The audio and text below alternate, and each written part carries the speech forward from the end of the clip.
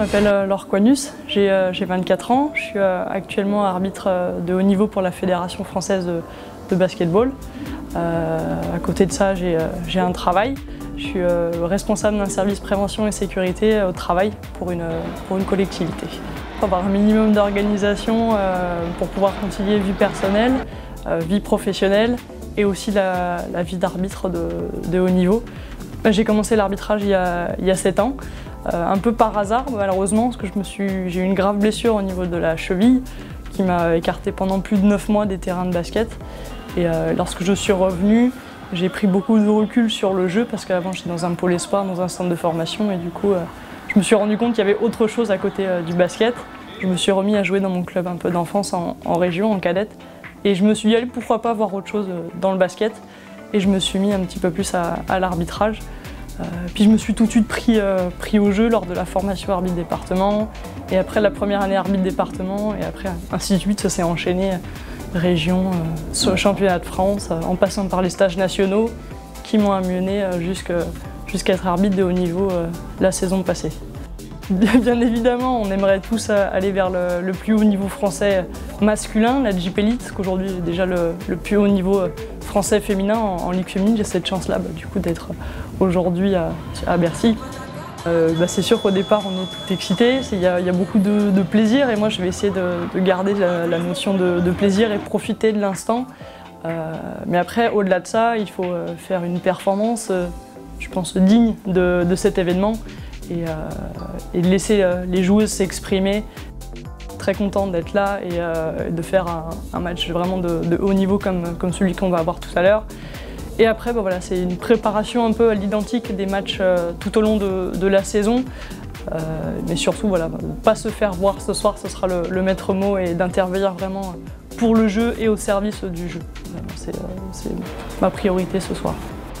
On n'a pas habitué, en tout cas pour ma part, à siffler dans une salle de plus de 15 000 personnes. En général, c'est 5 000 au maximum.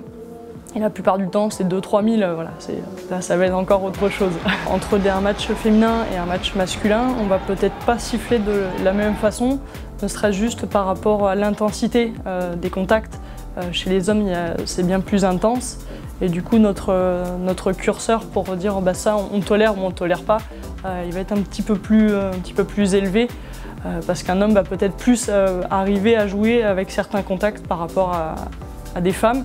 Mais parfois ça ne veut rien dire, on peut très bien laisser jouer les femmes avec beaucoup de contacts, de la dureté physique et le match s'en passe très bien. Donc, ça dépend vraiment du feeling qu'on a sur le moment à l'instant T. C'est sûr qu'il faut qu'on s'adapte, chaque match est différent, chaque joueur est différent et du coup voilà, match après match on s'adapte et même parfois au sein même d'un match entre le premier quart-temps et le deuxième quart-temps, l'intensité change, il faut qu'on soit totalement dans l'adaptation perpétuelle.